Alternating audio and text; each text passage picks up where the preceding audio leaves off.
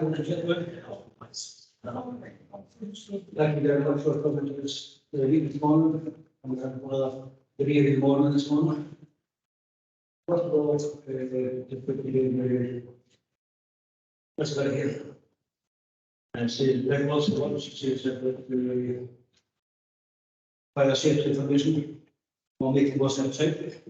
And then the fire alarm, let's get out of here as quickly as possible.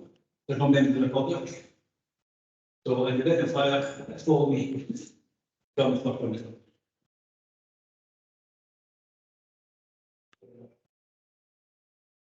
Okay.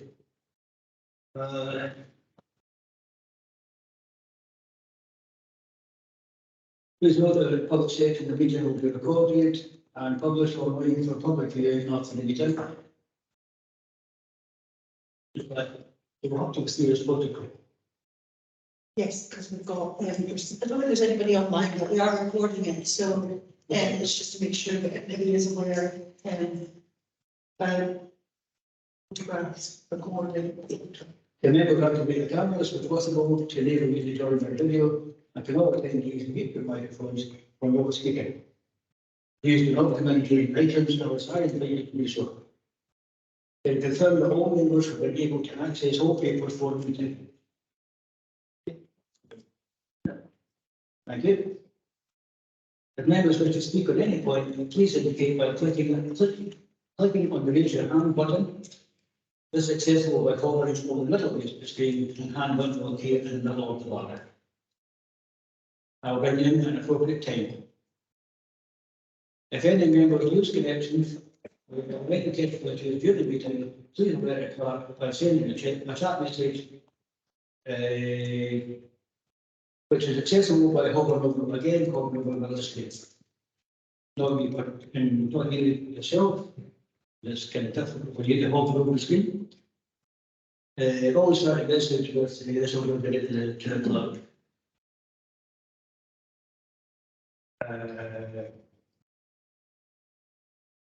It talks about comfort break. I don't see the need we're on that long, we're going to require a comfort break. But should anyone need a break, please indicate. Look, the local question. Good morning, everyone.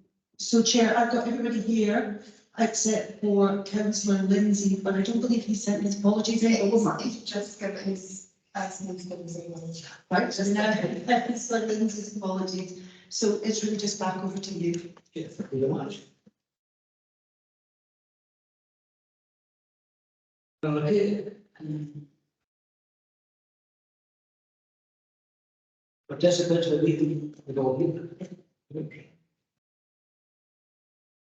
Right. Can you mute the non-mute microphones when not speaking? Please do not speak unless you're ready to do so. And please do not interrupt the other speakers. If you really need to be removed from the meeting. You begin 5 minutes to speak. After that, member may ask questions to the participants. Okay. The business. The government problems. The working in relation to business. You do have some terms of apologies at the last minute, they've been asked to convey. Just at the last minute, they've been asked to convey an apology on behalf of Scotland.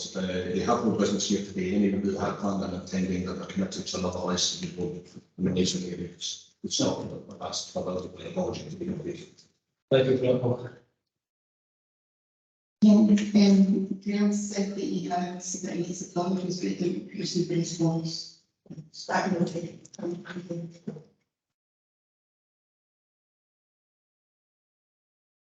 Yes. We move to item 3 on the agenda, which are the limits of the licensing board meeting held on 20.30.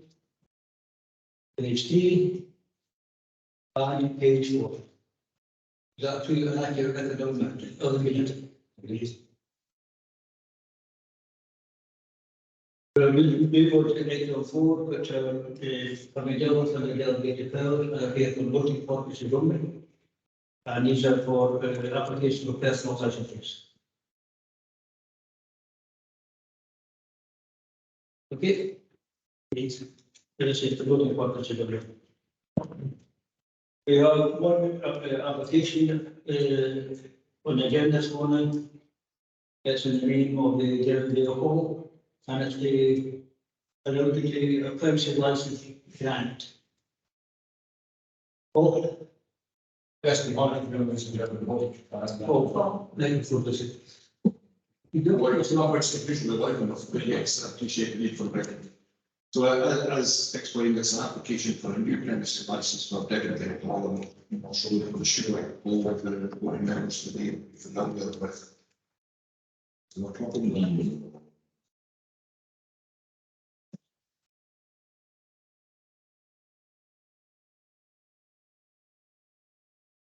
Is that? That's much better. Right. And as been suggested by the convener, it's an application for a new premises license for Devonshire Hall and Marsh Road. I'm sure the board members here are familiar with the building that's existed for long before any of the board members here. It's been used as a community hall for quite a long time now, and it's been used under occasional licenses for as long as I've been started, 10, 12, 15 years almost since the legislation came into play. It's very rarely used. We recently, the committee made a decision on the inquiries about having a full premises license rather than applying for occasional licenses for the events that we're holding. They haven't indicated it's going to be a massive increase in the number of events. That's just simply the convenience of clearly the answers financial support, so where they supported the application for the premises license. They have discussed at great length all your intentions with me over a period of well over a year. They've not jumped into this, they've certainly thought about it. And in terms of their application, I don't have any concerns. There's nothing in the discussions I've had with them that raised any concerns. I think the only matter that makes the application slightly unusual is the sort of later commencement hour than I would have expected at 1800 hours, but that's clearly part of a business plan that we've discussed with our own solicitor, who's lodged the application on behalf. And the other matter is to draw the most attention to is a terminal hour of over 100 hours on 7 nights a week, which is slightly later Sunday to Thursday than the normal hours permitted in the financial licensing both state and licensing policy. The current suggested hours as being normal, if we could use that phrase, are Sunday to Thursday is a midnight terminal hour. I, however, don't have any concerns because of the limited use of the premises about that later. I don't imagine that will cause any impact. Confirmation from Police Scotland that there are no other concerns whatsoever. Anybody near the premises has been tagged at all with any Police Scotland report.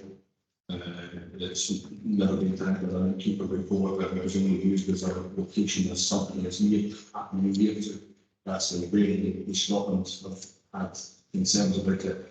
There's no concerns when we asking me about any of the events that have gone on over the years, and it appears to be a good facility to move a premises license to allow them to continue operating and perhaps expand slightly the offering. But in terms of licensing, I'm happy to answer any questions, but not any concerns. Before I go back to the I wrote on page 19. It says that gaming may take place within the code of what gaming are we talking about? Gaming covers all matters. Sorry. Gaming covers all matters affected under the Gambling Act in 2005.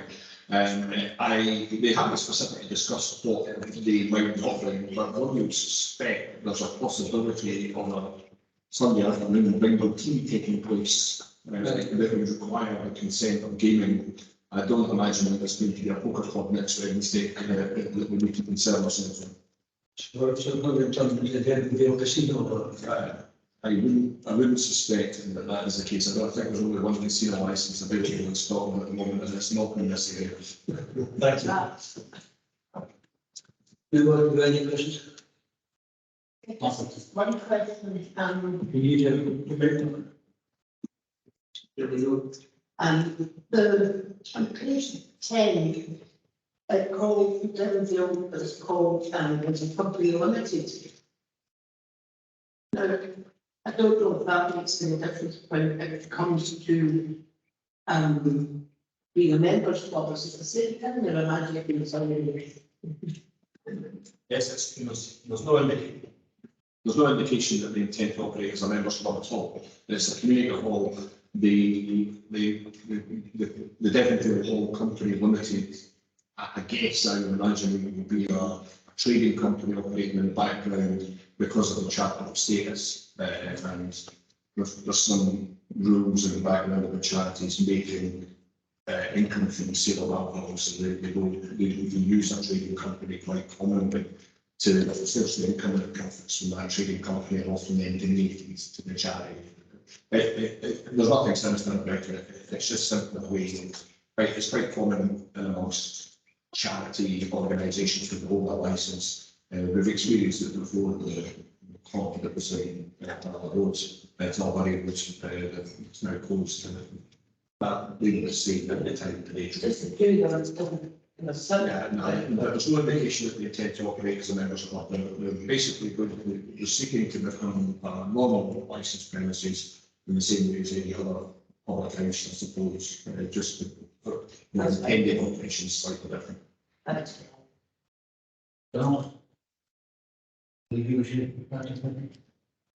I didn't. Well, I do have a question. I suppose it's just a follow through Paul Bianco's myself when we were she said to discuss with that again.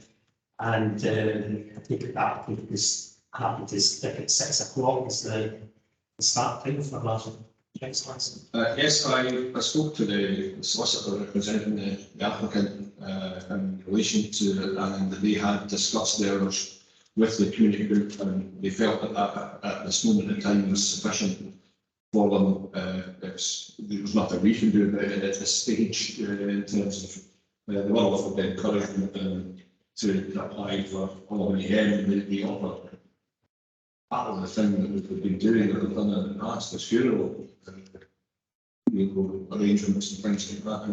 And during the initial discussions, it suggested that we were going to go back to perhaps offering that facility for larger funerals, but they have the option, of course, if that is the case, of coming to us with an extended hours application, which could extend hours at that end. They could come in 6 months' time and say this 6 o'clock isn't working and come back to us with a variation, which would be, I would imagine, not difficult for them to attain in the circumstances. But that was their stuff that was discussed with them. And as I say, the later it was discussed with them, and I was reassured by the solicitor and by the engagement I've had with the group over the last year and a half, perhaps, that it won't have an impact in terms of the amount of use. It was just a convenience matter for a couple of events a year. That's fine as I'm concerned about today.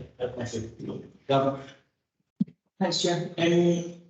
Again, with regards to the general, you see, no concerns with this venue. I'm just wondering, just more generally, for fairness and clarity, is that going to cover people having any impact on any other establishments where it's different here, that the meeting so didn't all get it to 1 AM, why can't we get it to 1 AM, and then, you know, take it, give it, just take them out into the scenario where it might have been a less suitable location and it would have impact. But that would be the argument, okay, if it there would be a whole, not for everybody else. Yeah, that's a fair comment. Each application will always be treated on its own merits, and I expect that my observations about somewhere in the town centre or somewhere very close to a residential area that is likely to attract regular use would be somewhat different if they were sitting 1 o'clock on Monday night or Sunday night.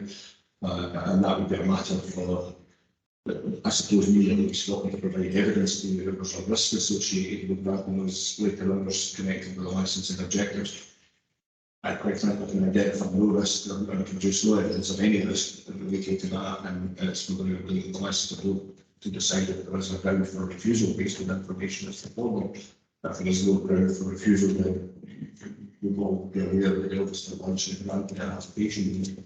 And that's, for me, that's where I can't produce any evidence of the other information from the minds of the board that suggests otherwise in connection with the policy. But I don't think it opens the floodgates. It's the phrase that we've used in That's why if individuals coming to us from a different premises would be subject to an individual assessment of their application. And anyway, you can apply to us to any others that they want. Yeah. And it's a matter of that inquiry to be made and those applied for hours, so the decision to be made based on the individual circumstances. So I don't think it exposes any point they go there and I can't get it. It's a different premises from anything else in the, you know, in the region area. It's significantly different that it merits perhaps, you know, being allowed to hold on to these hours that I expect them to use. Thank you. Any other questions? Since there are no other questions, I'm going to move in the absence of any objections to this application. It seems very straightforward. As Paul already said, the applicant's recommended variation to this license and assessment in the perfect way to do so. But as I stand at the moment, I have no objections to this and I support this application. I'm happy to second that, Chair.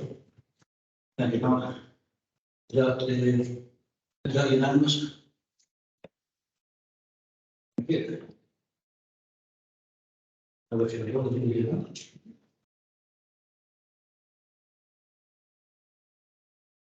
Next example, again, it's over to you. Before we move on to that particular, I'll just like to say a few words to say thank you very much for the members of the subgroup who took the time to contribute to this review of the licensing policy. It's not been easy, but we're both there and we should be there by October. So, once again, thank you very much. Paul? Yes, Councillor, thank you for your confidence that we'll get it open by October. So by way of a brief update, and I'll try to keep it brief for those 2 or 3 points to cover. I sent everybody in the licensing board that we're going beyond the previous agreement yesterday, which I hope you will go on that contain a package of documents and a summary of where we are. I'll start by saying that we are very, very slightly behind where we hoped to be. However, having done a wee bit of research, we're ahead of where we were at this time in 2018 when Lindsay led the charge and the final consultation went out on the 20th of July and still. So we're still well ahead of that schedule. In terms of the stuff that's still to do, I have we've held the meetings, we've discussed all the points and also raised as potential discussion points, and I think we reached general agreement over what matters need changed and what matters were remaining the same. There's a key changes document in the list of packet documents and sense, and you can see at a glance what amendments were made and what parts of the policy were made amendments to.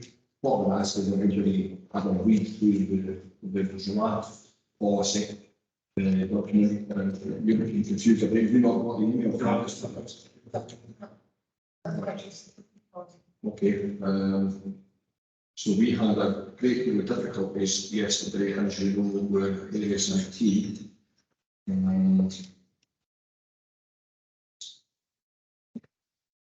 So it's sent to licensing board members at minus number 3 last night. That's dedication for you. It's actually not showing. It's actually not showing in the set items for some reason. Or something not it. Sean's got it, so Sean will forward it on my behalf to everybody.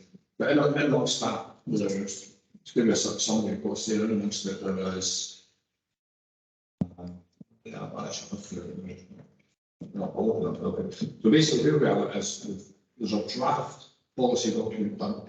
It's sitting as a track change document. It just has to be along and read it along with the key changes document so that we can see the areas. It might be easier to read if you just accept, if you go to the review panel and accept the final version rather than reading it with the markup, because it's a bit confusing because there's a lot of corrections and stuff being done as well. And you go to the key changes document and you'll see creating new inserts. So there's a new insert in relation to closed premises that we're having a discussion about. There's a statement now including about the accepting, acknowledging the impact of single-use plastic. A lot of single-use plastic conditions have been, the draft conditions have been removed from the list of draft conditions, and the comment on how what our approach would be to single-use plastic. There's this is in there, there's major, there's in the changes. I can get the documents over there. So.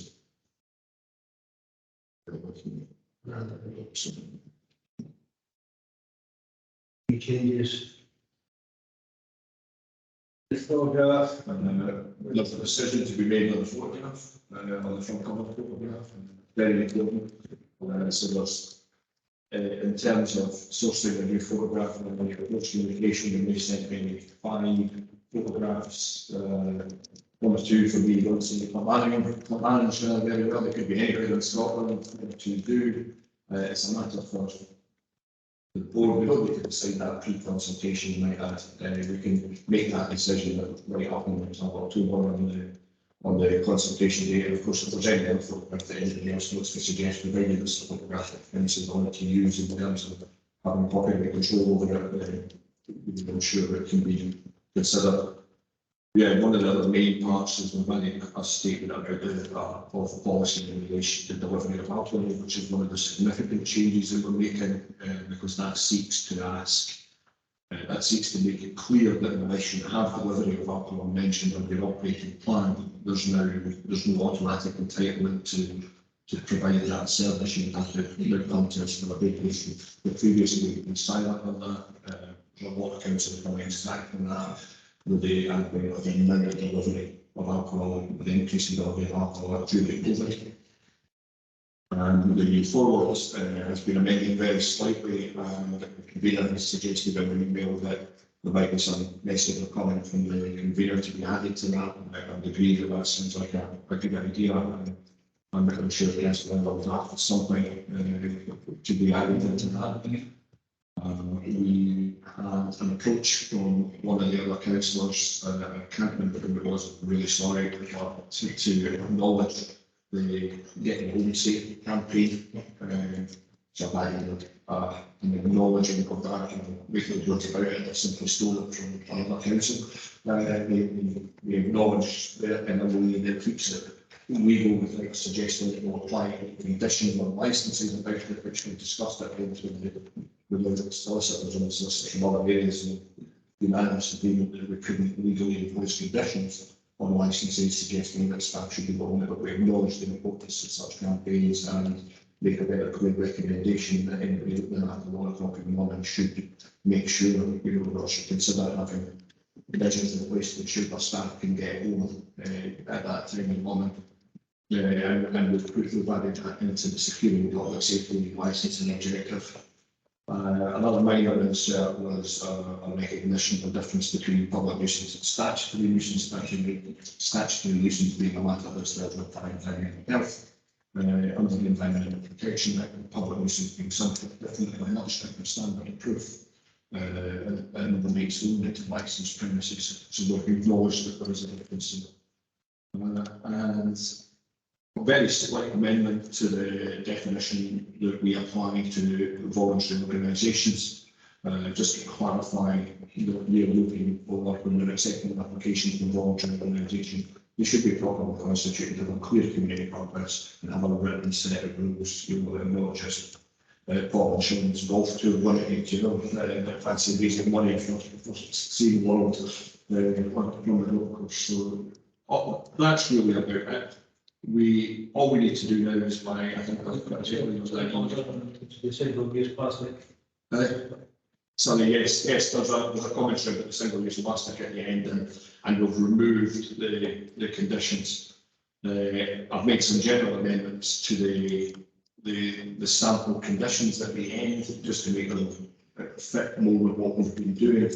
And it's very minor, but in actual appendices, go out in the consultation document anyway with the sample conditions. The consultation document is just the next policy and tendencies don't move up. So there's two things that we do. If everybody can look at it acting by next Wednesday with a view to getting the consultation published next Friday, I think it is the date we would like to publish the consultation. So we'll initially publish it online using the licensing or the Clacks Consult citizen space, and the other decision that's to be made that's down to the members is how the lines another document that shows the list that we used in 2013 for the consultation.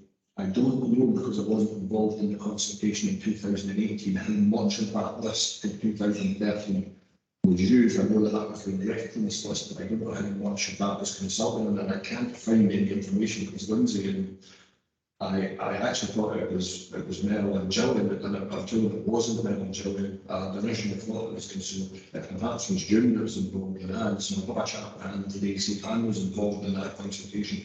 But the decision that we guys have made is how wide from that list do we want to consult. And the list is extensive, there's 200. We would have to prepare 200 letters if we use everybody in the list. The list is out of date. The list I've sent is from 2013. I acknowledge that it's miles out of date, and I would sit and review that list and make sure that it's in date. But looking at other consultations, I've sent a sample of what we would put on our website or what we could potentially put into that letter as well from Murray Council. Murray Council just simply makes a public acknowledgement of the consultation and says if you want to make any comments by this date to the senior limits. Beyond that, we of course consult with the statutory consultancies of the various departments of the council, the police and fire, the health board, and the licensing standards office, of course. So it's whether or not we keep it as simple as that, as one extreme to the other. I think it'd be really early in this game for sending emails to parent teacher associations or letters to parent teacher associations that may well not actually properly constituted still exist. We're sending letters to every premises licence holder and every personal licence holder. You know, in some areas, and that's quite a significant task to get in contact with them. If we don't have an email database, you know, that we can draw from for these people, what it would be the production of a letter of somebody standing for 200 letters, so sticking them in envelopes and sending them out. I wouldn't propose, subject to the licensing board, we wouldn't propose sending copies of the actual policy document to any individual.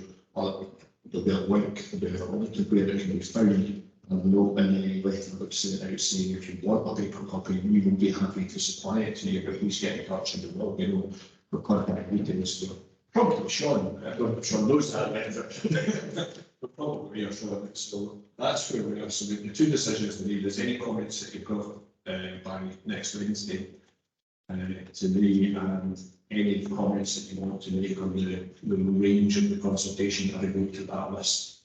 Whether or not we want to do, I mean, there's a statutory list of people that we must consult, which obviously we will do that probably, but all of those, and that's the list we can do by email. So that's a very straightforward process with the email and getting it back to the document, actually the document in the email. That's easy for the statutory consultees. It's been non-statutory ones that are the same as well. And I will continue trying to discover how wide we went in 2018. Must be a mailing list somewhere presented. That was a really deep dive that we had in the last one, and I was thinking it should be as intense. I think you're right. I think we started again in 2018 virtually, and we cut our 70-page document down to 33 pages, and the first 18 pages of our previous document just got the big red pen through them right from the outset. So we did make a significant change, and obviously making such significant changes merited a wider consultation.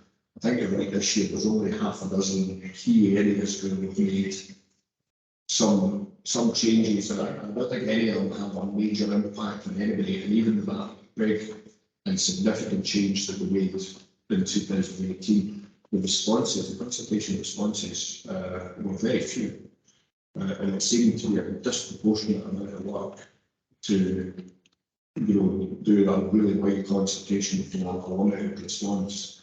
But there's the counter argument that the wider the consultation, the more accurate your response is being a section of community. That's a matter for that's a matter for the board to decide. So I appreciate if you could consider that and make that decision quite quickly. And in line with obviously I'll make sure the statutory consultation will definitely come up beyond that. If you could offer an indication of anybody that would like the low end of the don't think it's necessary. I mean, we're right about the charge through, and we've never had a response from anyone over the years. We like to, I mean, you can see the list for yourself when you get the problem here, if you don't notify them. It's your mic. Thank you. The problem is if you don't notify them, then the chances are that they come back and say, no, you have a cover. So when it is. It is a risk, but we're still going to make the consultation very public. In terms of the consultation, what I suppose I'm hinting at, suggesting is that we reduce the amount of direct contact with the increase in publicity around the consultation. So we put the consultation, the fact that the consultation is live on the Citizens Page. We'll make comments on that on our social media accounts, on Facebook and Twitter, and we'll put an announcement. So we'll put an announcement on our web page, so the publicity surrounding the consultation will be greater. We'll reach a greater number of people than ever before this year. It's the direct contact with individuals and individual organisations that may well be reduced, if that's the role of the movement. So I was just implementing, I wonder if it would be helpful for the board to actually have a list of the statutory consultees. I'm sure that's been provided yet, so that we've got a flavour of exactly who the statutory consultees are. And we've got it perfect. And then I'm wondering whether in the 2018 I got access to Lindsay's email, so I could have maybe a quick squint in there and just double check who she did, and we can almost get to a point where we're going, no. And then that way you've got a list of perhaps maybe suggested other consultees as part of this. I completely understand you trying to keep this as streamlined, but as much out to the public domain as we possibly can to other ways of communicating rather than the old-fashioned way of a letter. So if that's helpful to do that. No. I think the benefit that we have now of quite a significant following of local community members on social media, that certainly will hit many more people than we've ever consulted with before. So I don't think we can be criticised for not consulting with enough people. I think probably we still have to take the hit of writing to communicating with all the premises licence holders in the county, because they are obviously significantly, potentially significantly affected by policy. So I think that, and they're actually quite a big chunk. I don't see personally that there's any great benefit from writing to individual personal licence holders, which I think we perhaps done in 2013. And I'm certain we didn't do that in 2018. So I don't think there's any need to go back to that. And then it sort of narrows it down the community groups. We've got to relate to, as an example, the statutory consultation in place in the fire brigade. We do it, the local council, so we do that by building standards, planning, private health, licensing standards. Out with that, you've got the health boards, the statutory consultations, I'm sure the local paid attention in the training last year, and that was mentioned about 100 times if you're on one of the courses regular. And outside that, you've got community councils, the local licensing forum. Beyond that, I'm not sure where we need to go in terms of other community groups. I'm not sure there's any benefit from writing to schools and literally in the area where we could write to the head of education as part of the council consultation, and the head of education can decide how that's distributed within our own team or their own team. I don't know who it is. Yeah, I could do potentially community councils as well. Yeah, well, community councils are on the list. That resolution say, we've got this action to become. And then, you know, we'll just come up with a section that actually say, you know, I think the idea is to streamline the process. Avoiding people, it's very sensitive powers with video comes. I see it. Sorry, what? All I was going to say was it might actually be a good idea to, because the schools with the single-use plastic being a big part of the new structure, it might well be that it'd be a good idea to actually put that in with the schools as well, so that they know that that's not suitable in the schools. I'm sure they've already started that, but you know, it just gives you a more technical use of it. We don't have any occasional license applications in the last 4 or 5 years that connected that to being at school anyway. And I would say for up and up on the licensing point of view, the information isn't about that's going into education, but it's more about the general policies surrounding the sale of alcohol and licensed premises, not in terms of them becoming we just don't get any. I think you have one PTA that asks for an occasional license for cheese and wine after them once a year is about the extent of anything that's close to it within the school. I'm just keeping this list here. You mentioned the churches there around. There are 14 different entries with their picnic. 14.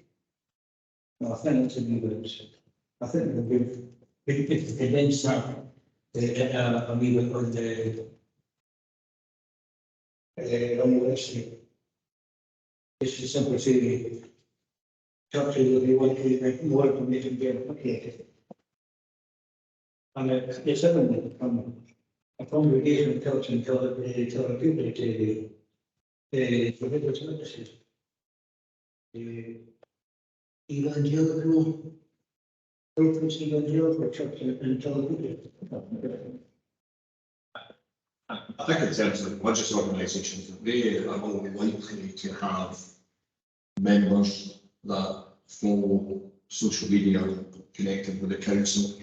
And I would be very, very surprised if we could bypass the information getting into churches. Community council are the same, there's so much crossover between certain organisations, but some people, the last time we've done a wide consultation, actually said to me, I got that 5 times from 5 different places, you know, so well, that's good feedback, because we're covering all the bases, but on the other hand, you know, you're in a better place, you know, electronically to communicate with the community, you know, whenever that means. So I think, and the councillors can all, you know, post on their own social media as well, retweet and do that to Twitter, but we can do all that sort of stuff and let people know that we're consulting. I think probably the only paper that might be left by the time we go through that after the likes of some of the trade organisations that we may not have electronic communications with, but we should be able to find that. If some of the trade organisations still like their bits of paper, but we'll find ways. But if you, I think Lindsay's the other day, we'll be looking at what we can find Lindsay's like leave.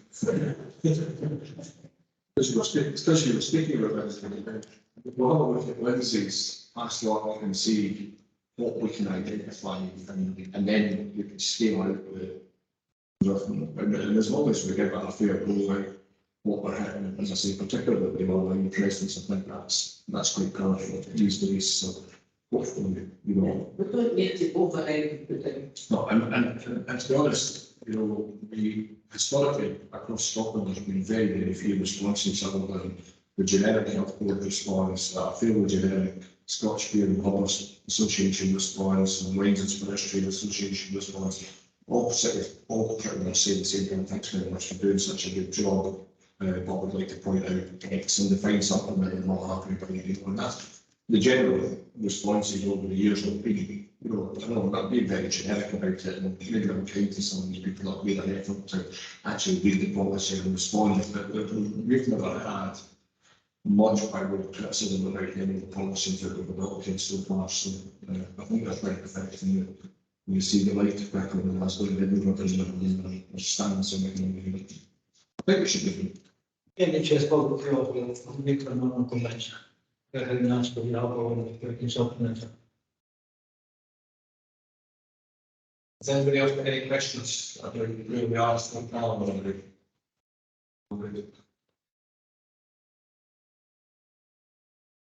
No, That's good news. do you have any else to add to? No, I think we've covered everything that I put in that email, that I've probably covered all the issues. So, as I say, if you just acknowledge receipt of the email, and any comments by midday or things to the 5th of July, we do the useful.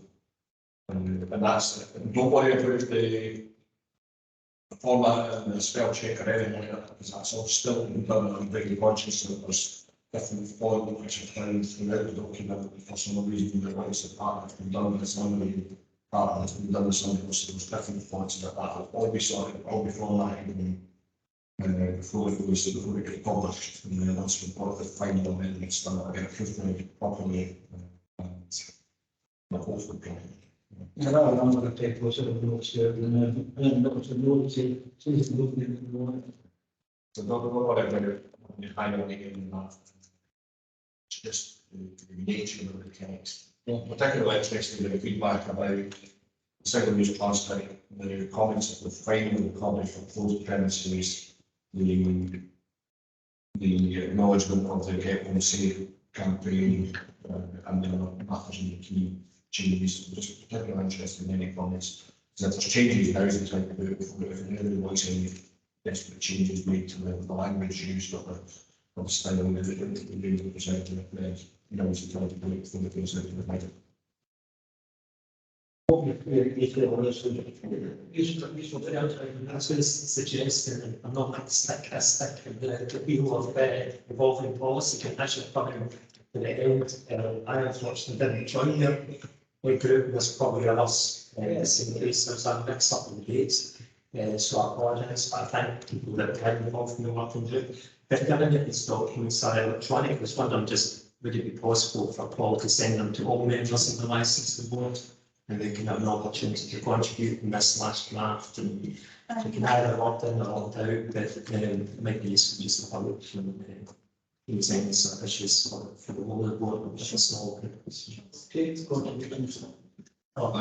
sent it to all licensed board members last night, and the list shows we sent it, so it's right to.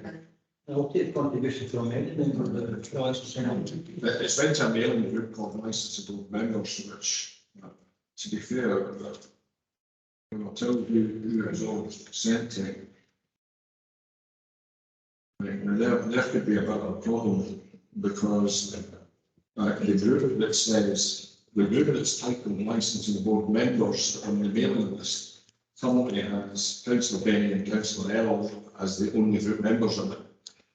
So perhaps we need to get that mailing list sorted, because I've said a few times and wondered why nobody's responded. And I've now realised that it's first time I've checked for the list. I just assumed it's because it was a mailing list that it contained the current licensing board members. So we'll make a date.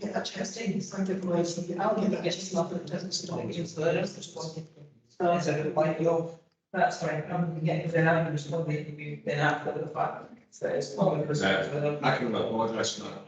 I made an assumption that this group would be an accurate record of the licensed board members.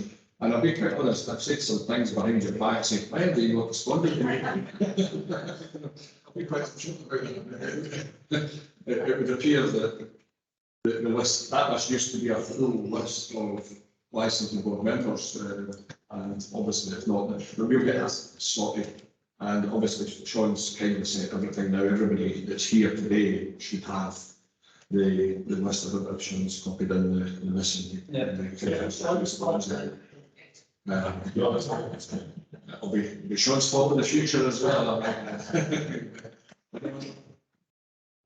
So, thanks everybody for the help that we've provided in the way that it's not been so far. But yeah, I think that where Lindsay was, it was quite a good feeling. To be behind where I thought we would be is bad, but we're beating Lindsay, so that's. We're behind, but it's not that much. We're almost at exactly the same stage as we were 5 years ago, so, and that was, we'll be comfortable finish at least. Maybe a couple of weeks behind and pieces. Still got compared to other policies. So if you thought about those policies. Okay. Yeah. Okay, that's everything. Is any other points anyone else wants to raise? In that case, thank you very much for your time.